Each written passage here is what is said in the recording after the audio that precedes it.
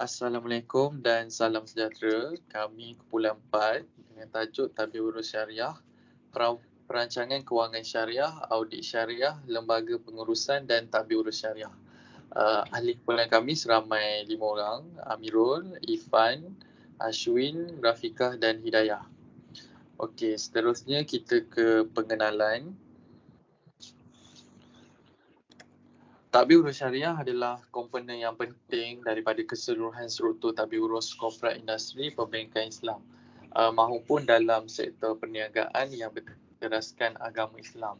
Organisasi Perakaunan dan Perauditan untuk Institusi Kewangan Islam AAOIFI dan Lembaga Perkhidmatan Kewangan Perbangsa IFSB menggariskan satu kerangka kerja ataupun satu syarat untuk merangka tadbir urus syariah yang mewajibkan bank-bank Islam melaksanakan proses yang sesuai untuk operasi sepenuhnya dengan kepercayaan agama. Di Malaysia, pengurusan dan operasi perniagaan institusi kewangan Islam diperkenalkan pada tahun 2011 terbahagi kepada dua, satu peringkat institusi dan dua peringkat kawal selia. Okey, kita ke objektif. Objektif yang pertama, urus tadbir syariah ni adalah untuk memahami dengan lebih jelas dalam penetapan audit syariah bagi struktur dan tadbir urus syariah institusi yang terlibat dengan selarinya dengan kehendak syarak. Yang kedua, untuk mengkaji rangka peranan unit syariah audit, lembaga pengurusan dan tadbir urus syariah yang mereka amalkan. Yang ketiga, untuk mengkaji cabaran-cabaran yang dialami oleh audit syariah, dan yang akhir sekali untuk mencadangkan beberapa penambahbaikan yang boleh diterapkan di dalam sistem audit syariah. Kita ke tajuk perancangan kewangan syariah. Tiga teras utama perancangan kewangan syariah adalah terbahagi kepada tiga: pengumpulan, perlindungan dan pemeliharaan, dan dipecahkan kepada beberapa perancangan yang mengikut Islam. Yang pertama, perancangan tunai dan hutang. Yang kedua, perancangan risiko dan takaful. Yang ketiga, perancangan zakat dan cukai. Yang keempat, perancangan pelaburan.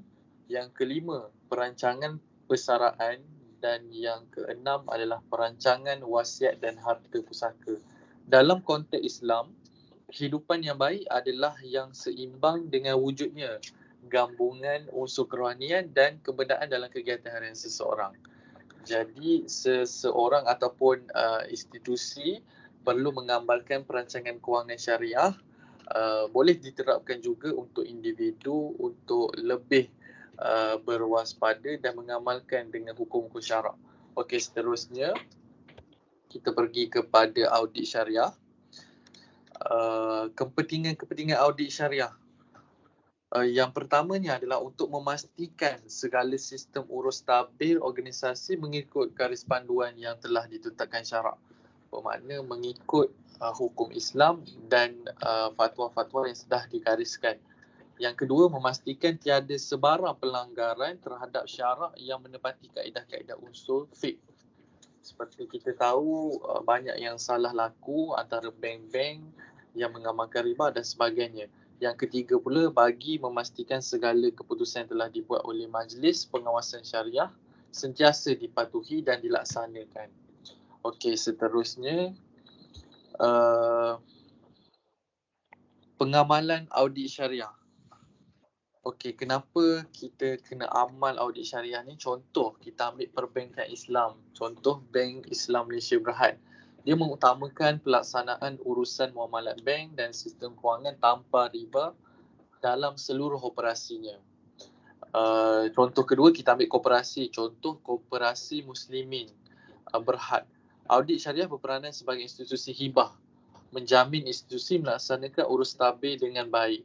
Dan yang ketiga, daripada segi takaful, adanya juru audit syariah luar yang dilantik membantu agensi takaful di Malaysia dalam mematuhi prinsip-prinsip syariah, polisi, peraturan dan manual syariah. Okey, seterusnya saya serahkan kepada saudari Ifan, Lembaga Pengurusan dan Tadbir Urus Syariah. Baik, Assalamualaikum semua dan selamat sejahtera. lembaga pengurusan dan tadbir urus syariah, iaitu dikenali sebagai lembaga pengawas syariah, lembaga penasihat atau Dewan Agama. Yang kedua, kepatuhan sesuai dengan undang-undang Islam. Yang ketiga, menurut Nizam Yakubi, salah satu syarat wajib yang paling penting bagi bank konvensional yang memasuki perbankan Islam adalah kewujudan lembaga pengawas syariah. Fatwa dan keputusan lembaga syariah terbahagi kepada 5, iaitu mengesahkan instrumen kewangan untuk mematuhi syariah, mengesahkan transaksi untuk mematuhi syariah, mengira zakat dibayar oleh institusi kewangan Islam, melupuskan pendapatan yang tidak patuh syariah. Yang kelima, memberi nasihat mengenai pengagihan pendapatan di kalangan pelabur dan pemegang saham. Seterusnya, Majlis Syariah. Majlis Penasihat Syariah, iaitu berdasarkan Seksyen 51 Akta Bank Negara 2009, Majlis Penasihat Syariah merupakan pihak berkuasa bagi menentukan hukum syarak bagi maksud perniagaan kewangan Islam. Para fuqaha mengistilahkan Majlis Penasihat Syariah sebagai Al-Raqabat Al-Syakiyat. Fungsi Majlis Penasihat Syariah iaitu Seksyen 52 Akta Bank Negara 2009. Yang pertama, menentukan hukum syarak mengenai apa-apa perkara kewangan dan mengeluarkan keputusan apabila dirujukkan kepadanya. Yang kedua, menasihati bank mengenai apa-apa isu syariah yang berhubung dengan perniagaan kewangan Islam yang merangkumi aktiviti atau transaksi bank. Yang ketiga, menasihati mana-mana institusi kewangan Islam. Dan yang keempat, apa-apa fungsi lain sebagaimana yang diputuskan oleh bank.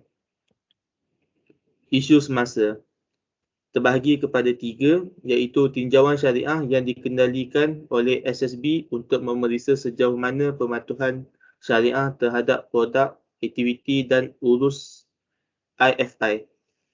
Yang kedua, tinjauan syariah yang dilakukan oleh audit syariah dalaman yang bebas atau sebagai sebahagian daripada pelaksanaan audit dalaman untuk IFI.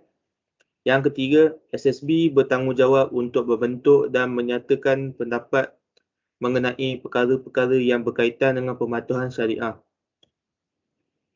Cabaran ialah semua IFI mengikuti piawaian AAO IFI kecuali satu IFI yang mengikuti piawaian AAO IFI dan IFSB. Yang kedua, apabila dicadangkan mengenai audit syariah ini, terdapat beberapa masalah yang timbul dan perlu diselesaikan dengan segera seperti jawatan kuasa audit syariah di peringkat nasional masih belum ditubuhkan. Yang ketiga, garis panduan syariah masih belum diusaha dan diperkenalkan dan tidak terdapat badan tertentu yang melatih juru audit syariah secara menyeluruh dan berkesan. Cadangan dan penambahbaikan terbahagi kepada 3, mewujudkan jawatan kuasa audit syariah di peringkat nasional atau sekurang-kurangnya di antara institusi-institusi kewangan Islam. Yang kedua, melatih calon-calon yang berkelayakan sebagai juru audit syariah dengan memastikan latar belakang dan penglibatan mereka sesuai atau berkait dengan syariah serta memberi pendedahan kepada teknik dan kaedah pengauditan yang betul dan sistematik. Yang ketiga, perlulah diingatkan bahawa Majlis Pengawasan Syariah sahaja tidak memadai untuk memantau pelaksanaan dan pengaudit. Kesimpulannya, sistem kewangan Islam perlu diperkasakan terutamanya dalam menentukan kedudukan dan peranan yang seharusnya dimainkan oleh Majlis Penasihat Syariah. Ini adalah bagi mengelakkan keraguan dan ketidakyakinan umum kepada produk dan operasi kewangan Islam. Undang-undang kewangan Islam perlu dimurnikan sehingga mencapai tahap lingkungan syariah yang sebenar dan bukannya berlatarkan perundangan sivil termasuk melakukan pindaan terhadap akta-akta tertentu supaya sistem perbankan dan kewangan Islam dapat beroperasi berlandaskan prinsip-prinsip syariah secara total.